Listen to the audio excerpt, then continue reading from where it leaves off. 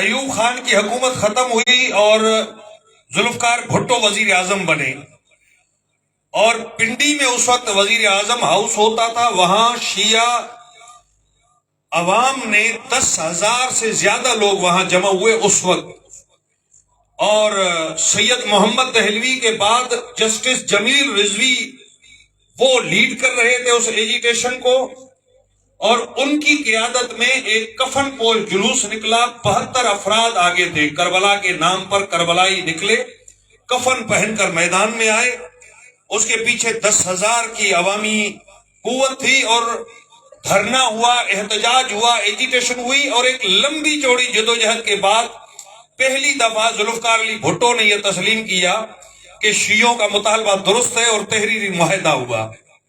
یعنی آپ اندازہ لگائیں اتنی بڑی جدوجہد، آپ اندازہ لگائیں، ہم تو سمجھتے ہیں یہ سپاہی صحابہ بننے کے بعد، انقلاب اسلامی کے بعد ہماری مشکلات بڑھ گئی ہیں، لیکن خود مجھے تعجب ہوا کہ 60 کی دہائی میں اگر شیعوں کے لیے اتنی مشکلات تھیں تو آپ کو خود اندازہ لگائیں اتنی بڑی جدوجہد کے بعد، حالانکہ ایک سادہ سا مطالبہ تھا اور اس کے ماننے میں کوئی رکاوٹ بھی نہیں ہے۔ شیعہ کہہ رہے ہیں کہ بھئی ہمارے بچوں کو آپ تعلیم دیں، وہ عقائد اور وہ اسلامیات جو مکتب اہل بیت کے مطابق ہو۔ تو بہرحال ذوالفقار علی بھٹو کے زمانے میں 1975 کا نصاب تعلیم بنا، جس میں 11 علماء تھے، اور ان 11 علماء میں 6 اہل سنت کے علماء اور 5 شیعہ علماء تھے۔ یہ پہلا نصاب تعلیم بنا، اور یہ بہترین نصاب تعلیم ہے۔ اب بھی ہمارا مطالبہ یہ ہے، مجلس وحدت مسلمین کا رسمی طور پر یہ مطالبہ ہے کہ ہمیں پاکستان میں نصاب تعلیم چاہیے 1975 کی طرز پر، اس سے ہٹ کر کوئی بھی نصاب تعلیم ہمارے لیے قابل قبول نہیں ہے۔ یہ نصاب تعلیم کیا کہتا ہے؟ اس میں یہ ہے کہ پہلی سے لے کر 8ویں تک مشترکات پڑھائے جائیں گے بچوں کو، جو شیعہ اور سنی دونوں کے درمیان مشترک ہیں۔ فرض کریں ایک حدیث آ رہی ہے صفائی کی اہمیت کے بارے میں، اگر اس کی ایک ریفرنس، ایک حوالہ اہل سنت کی کتابوں سے آپ دیتے ہیں تو ایک حوالہ شیعہ کتاب سے بھی آپ دے دیں، تاکہ بچے کے ذہن میں جہاں صحاح ستہ صحیح بخاری کا تصور آتا ہے تو اس کو یہ بھی پتا ہونا چاہیے کہ اصول کافی بھی ہے، الاستبصار بھی ہے۔ یہ اتحاد بین المسلمین کا ایک عملی نمونہ ہوگا، یہ نفرتوں کے خاتمے کا سبب بنے گا۔ اب تو سنی بچہ کہتا ہے کہ یہ اصول کافی کیا ہے، اب وہ جو کچھ اس کو کوئی بھی تعبیر اور تشریح بتا دے وہ وہی سمجھنے شروع ہو جائے گا۔ تو یہ مشترکات پر مبنی ہوگا پہلے سے لے کر 8ویں تک۔ 9ویں اور 10ویں میں چونکہ بچے بڑے ہو جاتے ہیں، 75 کا نصاب، اس میں یہ ہے کہ 200 صفحات پر مشتمل اسلامیات ہوگی 9ویں اور 10ویں کی، جس میں 100 صفحات مشترکہ ہوں گے، قرآن کریم، مشترکہ احادیث، مشترکہ عقائد، مثال توحید کے بارے میں۔ اس کے بعد جو 50 صفحات ہیں وہ اہل سنت طلبہ کے لیے، اور 50 صفحات شیعہ طلبہ کے لیے۔ یہ 75 میں یہ پاس ہوا، اور ایک طویل عرصے تک یہ مختلف پاکستان کے اسکولوں میں رائج رہا۔ اس میں بھی کچھ مشکلات تھیں، کچھ بدنیتی تھی، اب میں اس کی تفصیل میں نہیں جاتا۔ لیکن بدقسمتی سے جب مشرف کی آمریت کا دور آیا 1999 میں، حکومت نے پھر نصاب پر نظر ثانی کے لیے کمیٹی بنائی، اور وہ اکابرین کی جو جدوجہد تھی وہ ساری کی ساری جدوجہد رائے گاں کرتے ہوئے انہوں نے ایک نیا نصاب تعلیم بنایا، جس میں شیعہ مکتب فکر کو مکمل طور پہ نظر انداز کر دیا گیا۔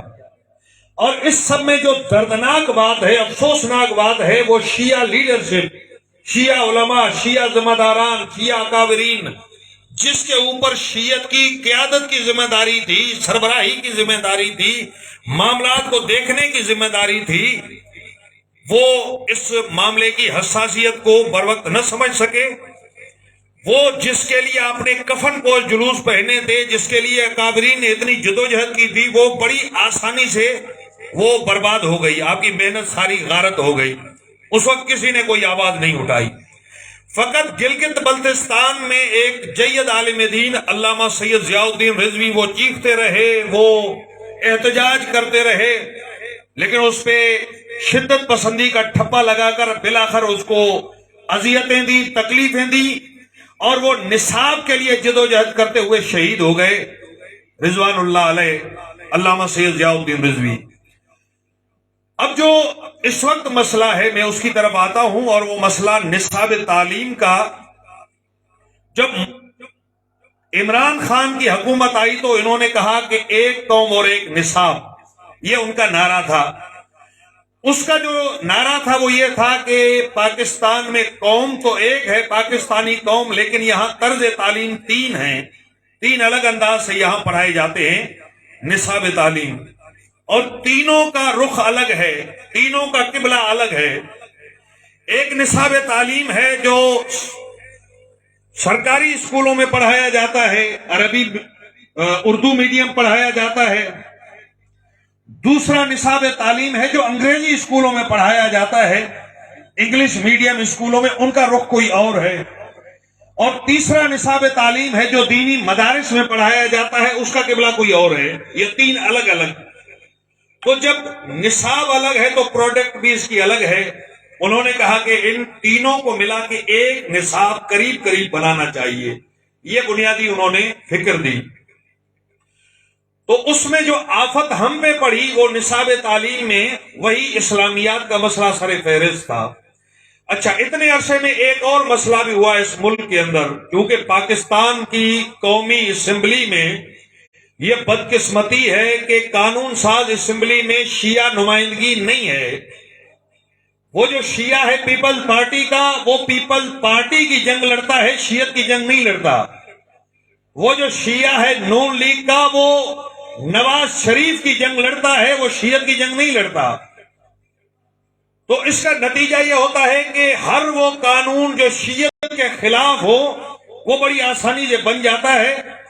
یا تو ان اراکین کو بولنے کی اجازت نہیں ہوتی, یا بولنے کی جرت نہیں ہوتی, یا جہالت کی وجہ سے ان کو پتہ ہی نہیں چلتا کہ ہوا کیا ہے.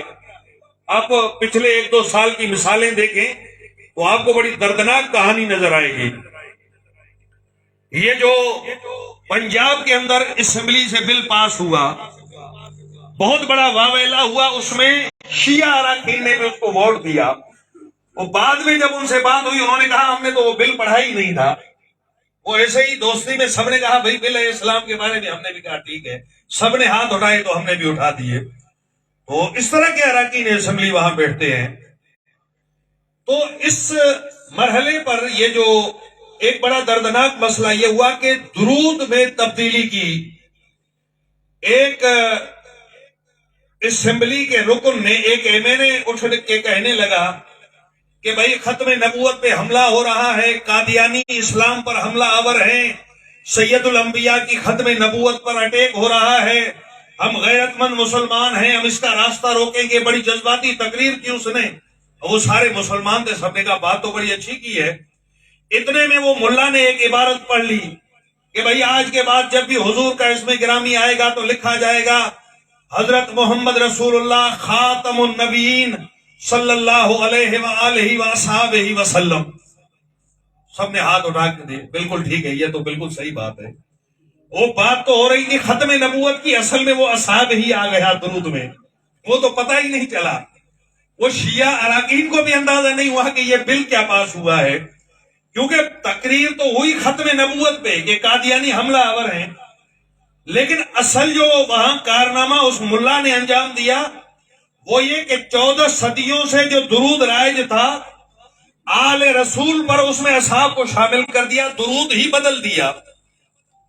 فوری طور پہ وزیر مذہبی امور نے ایک نوٹیفیکیشن جاری کر دیا کہ آج کے بعد جو بھی تحریر, تقریر, کوئی کتاب چھپے گی, کوئی لیٹر جاری ہوگا, اس میں یہ الفاظ لکھے جائیں گے محمد رسول اللہ خاتم النبیین صلی اللہ علیہ وآلہ وصحبہ وسلم.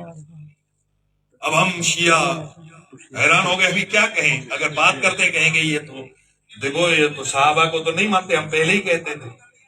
اب آپ کے لیے بڑا ایک مسئلہ ہو گیا. اس میں بڑی آواز اٹھائی کہ بھئی یہ درود میں 1400 साल तक शिया सुन्नी मिलकर आल पर दुरूद पढ़ते रहे। ये 1400 साल बाद कोई नई वही आई है, कोई नई आयत उतरी है, कोई नया नबी आया है जिसने आपको कहा कि नया दुरूद आ गया। ये नया दुरूद आप कहां से ले आए? इस पे हमने आवाज उठाई, इस पे मुसलसल इस्लामी नजरियाती कौंसिल में गए, फिर इस्लामी नजरियाती कौंसिल को 1965 और 66 के वो मुसवदे दिखाए निसाब तालीम के हवाले से, दुरूद के हवाले से। उन्होंने कहा आपका मौक़िफ़ दुरुस्त है। अब तक ये जदोजहद जारी है, अभी तक कोई फाइनल नतीजा नहीं हुआ। तो दूसरा मसला निसाब का, निसाब तालीम में भी हमने ये बात की कि भाई एक हल शुदा मसला है इस मुल्क में। ये मुल्क पहले ही फिरका वारियत की आग में जल रहा है। और हैरत की बात यह है कि खुद वजीर आजम, खुद वजीर तालीम, खुद हुक्मरान चाहते हैं कि एक दफा फिर शिया सुन्नी नफरत को हवा दी जाए, फिर इस मुल्क के अवाम के दरमियान नफरतों को आप उजागर करना चाहते हैं। एक मसला हल हो चुका है। शिया भी उस दीनियात को मान रहे थे जो 1975 में बनी, और सुन्नी भी मान रहे थे। क्या जरूरत थी नया दुरूद लाने की? आपको इतना शौक है, अपने मदरसे में पढ़ा लेते, अपनी मस्जिद में पढ़ा लेते। ये स्कूल के अंदर क्यों, जहां शिया बच्चे भी पढ़ते हैं, सुन्नी बच्चे भी पढ़ते हैं? तो ये मसाइल निसाब तालीम का एक दफा फिर ये मसला उठा। एक और अहम मसला जो इसमें है वो ये है कि दुश्मनान अहले बैत को इन्होंने उसमें हीरो बना के मशाहिर इस्लाम में शामिल करना शुरू कर दिया। उन्होंने, निसाब तालीम बनाने वालों ने एक बाब कायम किया मशाहिर इस्लाम का, सहाबा किराम मशाहिर इस्लाम, और फिर उलमा और मुहद्दिसीन का। जहां मशाहिर इस्लाम का नाम आया उसमें वो चुन चुन के उन लोगों को लाए जिनकी आले मोहम्मद से दुश्मनी वाजे है दुनिया पर, अजहर मिन शम्स है, सूरज से ज्यादा दुनिया के सामने वाजे है कि ये आले मोहम्मद के दुश्मन थे। मिसाल के तौर पे हजरत अमर बिन आस के नाम से वो एक दर्स लेकर आए, उनके फजाइल, उनके मनाकिब, पूरे का पूरा एक दर्स। अब मासूम बच्चा जो जा रहा है, आप जो उसको पढ़ाएंगे वो पढ़ेगा। फिर ये कहते हैं कि यक न शुद्ध दो शुद्ध। अभी हम हजरत अमर बिन आस ही को देख रहे थे तो उन्होंने फिर हजरत अब्दुल्लाह बिन अमर बिन आस को लेकर आए। और हमने तो जिंदगी में सुना ही नहीं था कि अब्दुल्लाह बिन अमर बिन आस भी कोई इतनी बड़ी शख्सियत थे। फिर उसके बाद उन्होंने कहा कि सहीफा सादकिया था उनका, वो बहुत बड़ी इल्मी शख्सियत थी, उनका एक सहीफा था सहीफा सादकिया। हमने कहा हम इतने सालों से कह रहे हैं कि सहीफा सज्जादिया पढ़ाएं बच्चों को, वो तो आप सहीफा सज्जादिया तो बच्चों को नहीं बता रहे। हम कह रहे हैं नहजुल बलागा को लाएं निसाब तालीम में, वो तो आप बता नहीं रहे नहजुल बलागा, लेकिन ये सहीफा सादकिया कहां से आ गया? तो मतलब ये है कि एक मखसूस सोच। देखें, अहले सुन्नत में भी अक्सरियत मुहिब अहले बैत है, वो दुश्मनान अहले बैत को हीरो नहीं मानते। पाकिस्तान के अंदर अक्सरियत अहले सुन्नत की नासबी नहीं है, दुश्मन अहले बैत नहीं है, वो आले मोहम्मद से मोहब्बत करते हैं। हमने कहा जिनको आप ले आए हैं इनको शिया भी नहीं मानते, इनको सुन्नी भी नहीं मानते। कम से कम ऐसी शख्सियत को लाएं जिनको अहले सुन्नत के जो मुहिब अहले बैत हैं वो तो तस्लीम करें उनको। तो ये इस वक्त एक जदोजहद जारी है और इंशाल्लाह इसको मंतकी अंजाम तक ले जाएंगे हम। अब जो आखिरी बात अर्ज करनी है वो मौजूदा ये जो फौजदारी बिल है इसके हवाले से। अलबत्ता निसाब तालीम के इसके अंदर और भी बड़े अहम नुकात हैं, लेकिन मैं चाहता हूं कि ज्यादा बात लंबी ना हो जाए और ज्यादा बात तवील ना हो जाए। फौजदारी जो तरमीमी एक्ट है इस पे किबला अल्लामा हसनैन अब्बास गर्देजी साहब उलमा इकराम के साथ एक प्रेस कॉन्फ्रेंस कर चुके हैं, बल्कि 2 प्रेस कॉन्फ्रेंस है। वो आगे साहब इस पे बेहतर अंदाज में रोशनी डालेंगे। लेकिन एक मसला तो ये है कि हमारी जो पार्लियामेंट है, इस पार्लियामेंट में जो बैठे हुए हैं वो तो आपको पता है माशाल्लाह कितने दीनदार हैं और कितने दीन से वाकिफ हैं। आप अपने इलाके के ही एमएनए को देख लें, आपको अंदाजा हो जाएगा कि वो कितना कुरान और हदीस से वाकिफ है और कितना दीन से। हमारा पहला एतराज ये है कि भाई ये पार्लियामेंट में बैठे हुए जिसकी दाढ़ी मूंढी हुई है, نہ دین کا پتہ، اس سے آپ پوچھیں کہ بھئی آپ نماز ہی پڑھ کے سنا دیں مجھے، تو میرے خیال میں شاید ایک بڑی تعداد ایسی ہو جس کے لیے نماز درست طور پہ پڑھنا بھی مشکل ہوگا. اس کو کیسے آپ دینی معاملات میں قانون سازی کا حق دیتے ہیں؟ کیسے اس کو آپ اختیار دیتے ہیں؟ یہ کوئی عالم دین ہے جو دین کے بارے میں قانون سازی کر رہا ہے؟ کیا پارلیمنٹ کو یہ اختیار حاصل ہے کہ لوگوں کے دینی معاملات میں مداخلت کر دے، وہ بھی یہ پارلیمنٹ جو خود اپنے مسائل میں الجھی ہوئی ہے؟ دوسرا مسئلہ یہ ہے کہ اس پارلیمنٹ کی آدھی پارلیمنٹ تو استعفا دے چکی ہے، آدھی کی آدھی. عمران خان اپنی پوری پارٹی کے ساتھ جو اکثریتی پارٹی تھی، جو حکومت میں تھی، وہ تو مستعفی ہو چکے ہیں. اور جب بل بن رہا تھا وہ سارے کے سارے استعفا دیے ہوئے تھے، اگرچہ منظور نہیں ہوئے تھے. تو یہ تو پارلیمنٹ تو ویسے ہی مفلوج پارلیمنٹ ہے. پھر جو موجود ارکان ہیں آدھے استعفا دے چکے، جو آدھے موجود ہیں ان کی اکثریت غیر حاضر تھی. کہتے ہیں 2 یا 3 درجن افراد بمشکل موجود تھے. 350 اراکین ہیں قومی اسمبلی کے. اب اندازہ لگائیں 350 کی اسمبلی میں اگر 40-50 آدمی مل کر کوئی قانون بنا دیں، اس قانون کی کیا اخلاقی حیثیت ہوگی، کیا آئینی حیثیت ہوگی؟ وہ لوگ جن کو دین کے بارے میں پتہ ہی نہیں ہے، وہ دین کے بارے میں آگے قانون سازی کرتے ہیں. لہذا پارلیمنٹ کو یہ اختیار نہیں ہے جو اس نے کیا ہے. دوسری بات یہ ہے کہ اگر مذہب کے بارے میں آپ کو قانون سازی کا اتنا ہی شوق ہے تو تمام مسلک کے جید علماء کو بلائیں، ان کی رائے پوچھیں. پاکستان کے اندر بسنے والے شیعہ کوئی مہاجر تو نہیں ہیں، فرزند زمین ہیں، اس پاکستان کے وارث ہیں، پاکستان کے بانی ہیں، قائد اعظم کے بیٹے ہیں. اس ملک کے اندر ان کا جتنا آپ کا حق ہے اتنا حق ان کا بھی ہے. تو کس نے آپ کو حق دیا ہے ان کو آپ نظر انداز کریں اس طرح سے؟ یہ ہے آپ کی پارلیمنٹ جنہوں نے اس طرح کی ایک قانون سازی کی. توہین صحابہ پر پہلے کہا 3 سال کی سزا ہوگی، اب کہا کہ 10 سال کم از کم، زیادہ سے زیادہ عمر قید. اب ہم کہتے ہیں جو آپ نے قانون سازی کی ہے، کوئی قرآن کی آیت بتائیں. آپ مسلمان ہیں نا، دینی آپ بل لا رہے ہیں، صحابہ کی توہین، دین کے ٹھیکیدار، دین کے نام پر آپ جو بل لے کر آئے ہیں، کیا قرآن کی کسی آیت سے آپ یہ سزا ثابت کر سکتے ہیں؟ چھوڑیں ہمارے اعتراض کو، آپ خود اپنے پاس اپنے فقہا کے آئین کے مطابق آپ ثابت کریں، صحاح ستہ سے آپ ثابت کریں. یہ جو آپ نے سزائیں تجویز کی ہیں، صحیح بخاری سے، مسلم سے، ابن ماجہ سے، اپنی مستند کتابوں سے یہ سزائیں ہمیں ثابت کر کے دکھائیں کہ یہ سزا بنتی ہے آپ کے دینی معیار کے مطابق جو آپ سزا تجویز کر رہے ہیں.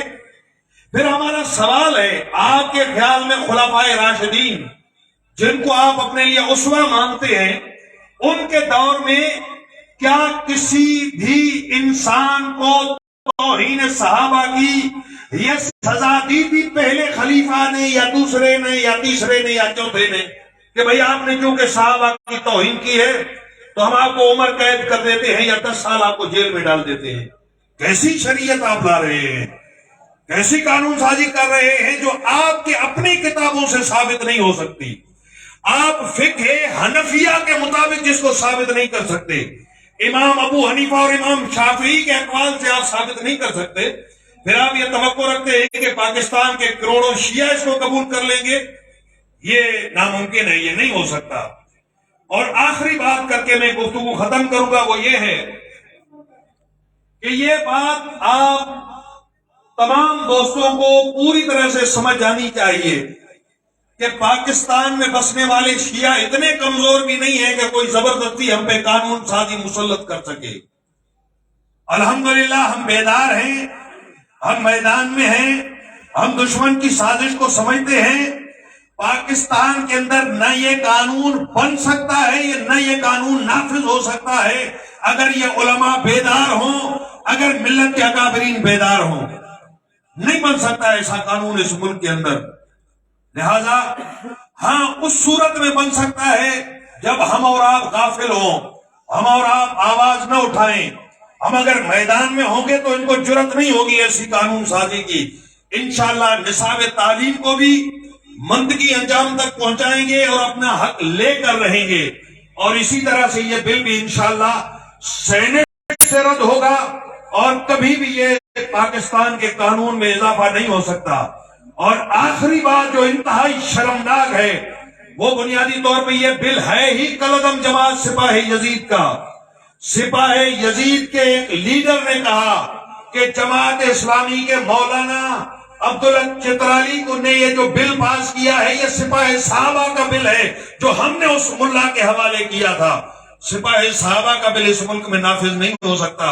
ये पाकिस्तान के करोड़ों शिया और करोड़ों अहले सुन्नत का ये अहद है कि इस मुल्क के अंदर हम नासबियत को लाने नहीं देंगे, हम तकफीरी निजाम चलने नहीं देंगे। ये कायद आजम का पाकिस्तान है, ये फातिमा जनाह का पाकिस्तान है, ये ज़ियाउल हक का पाकिस्तान नहीं है, ये सिपाही यजीद का पाकिस्तान नहीं है।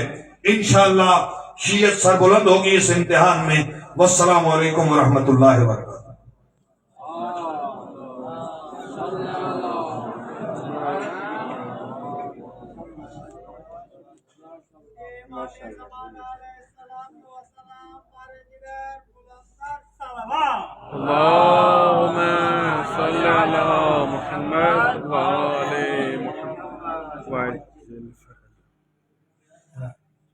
ये किबला अल्लामा मकसूद अली डोंकी साहब जो पाकिस्तान में दो अहम तरीन जो मसाइल हैं उस पर रोशनी डाल रहे थे, और उम्मीद है कि उलमा किराम ने खूब इस्तेफादा किया होगा। और ये जो आगा साहब ने बसीरत अफजाई की है, जो इस ज़माने के हालात से हमें आगाही दी है, इंशाअल्लाह यही आगाही हम लेके जहाँ जहाँ खुदा ने मुताल हमें मौका दिया है और जहाँ तक हमारी आवाज़ पहुँचती है वहाँ तक ये आवाज़ हम पहुँचाएंगे और आवाम को ये बेदारी देंगे कि इस पाकिस्तान में अगर रहना है तो उलमा के साथ मिलकर जब तक हम जद्दोजहद नहीं करेंगे तब तक दिन ब दिन ये दायरा हमारे लिए तंग कर दिया जाएगा। और शायद एक वक्त आए कि हम अपने मकतब की जो भी जो अराकीन हैं उनको हम आज़ादी से अंजाम भी ना दे सकें। तो चाय भी इंशाल्लाह आपकी इंतज़ार में है, वो भी प्रोग्राम के दौरान इंशाल्लाह आपको पिलाएंगे। तो अभी हमारे जो मेहमान हैं, बल्कि असल मेज़बान किबला अल्लामा हुज्जतुल इस्लाम हसनैन अब्बास गर्दई साहब, मरकज़ी सदर मजलिस उलमाए शिया पाकिस्तान, उनको हम दावत देंगे कि वो आए और इस मजलिस उलमाए शिया पाकिस्तान, इस इदारे के क़याम के अहदाफ और आइंदा इस इदारे से क्या उम्मीदें वाबस्ता हैं उलमा को, अवाम को, और ये इदारा जो उलमा का एक यानी एक यूँ समझें कि जिस तरह तस्बीह का एक धागा होता है जो दानों को जम करता है, ये इदारा इस तरह इन पूरे पाकिस्तान के मोती उलमा को इंशाअल्लाह इस एक रस्सी में पिरोएगा और सबको इकट्ठा करेगा। इसके क्या आदाफ हैं इंशाअल्लाह मुस्तकबिल में ये इदारा किन किन अहदाफ पर काम करेगा और तंजीमी हवाले से इसके अहम तरीन जो अहदाफ हैं और आइन के कुछ अज्जा वो भी बयान करेंगे। और अभी ये वो उस तरह रस्मी जिस तरह खिताब होता है ना कि दरमियान में आप बोलेंगे तो मसलन रखना होगा, बेहतरामी हो जाएगी, ये नहीं है। अभी आगा साहब हमारे सबके सरपरस्त हैं, समीमी गुफ्तगू हमारे साथ फरमाएंगे और हम तंजीम के एक रुकन की हैसियत से जो भी बात हमें समझ नहीं आएगी हम आगा से पूछ लेंगे, आगा इसकी नुक्ते की वजाहत करें। तो सवाल और जवाब भी दरमियान में होगा और इंशाल्लाह इस तंजीम के अहदाफ और मकासद भी बयान होंगे। तो आगा पहले चाय पी लें, उसके बाद तशरीफ लाएं और नहीं चाय पी लें। सलवात पढ़े मोहम्मद आल मोहम्मद।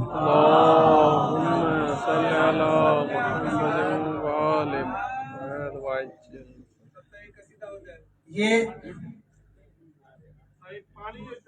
हाजिर हाजिर पानी भी आ जाएगा। یہ جو مجلس علماء شیعہ پاکستان کا ایک وہ ہے گروپ ہے، مجلس علماء شیعہ پاکستان صوبہ سندھ کا، ٹھیک ہے، اس گروپ میں ابھی ہم اس پروگرام کی جو ہے نا وہ لنک ابھی نہیں، ابھی کیونکہ سمے میں نشست ہوگی تو ہم لائیو بند کر دیں گے. کل جو نشست ہوگی اس میں آپ سب نے اپنے اپنے اکاؤنٹ پر شیئر کرنا ہے، کیونکہ جو بھی علماء کل خطاب فرمائیں گے وہ پوری ملت کے لیے ہوں گے، تمام علماء کے لیے ہوں گے. تو وہ اس گروپ میں ہم اس لائیو جو چل رہا ہوگا فیس بک پہ اس کی لنک آپ کے ساتھ شیئر کریں گے. اس لنک میں آپ جا کے اس کو اپنے آئی ڈی سے پھر آگے شیئر کریں گے. لیکن کل والی نشست جو 8 بجے شروع ہوگی، ابھی کیونکہ سمیمی نشست ہوگی تو ابھی ہم لائیو جو ہے وہ انشاءاللہ بند کر دیں گے اور آغاز سے بھرپور استفادہ کریں گے. اور جو بھی سوال ہے آپ کے ذہنوں میں تنظیم کے حوالے سے، ادارے کے حوالے سے، اور اگر کوئی شکوہ شکایت ہے صوبائی کابینہ کے حوالے سے، ہم نے آپ کی خدمت میں کوئی چھوٹائی کی، جو بھی کھل کے آپ نے اپنے سوالات کرنے آغا سے. لیکن پہلے آغا خود مجلس علماء شیعہ پاکستان ادارے کے حوالے سے آپ کی رہنمائی کریں گے، اس کے بعد آپ انشاءاللہ صمیمی انداز میں آغا سے سوالات کریں گے. پر محمد و آل محمد صلوات.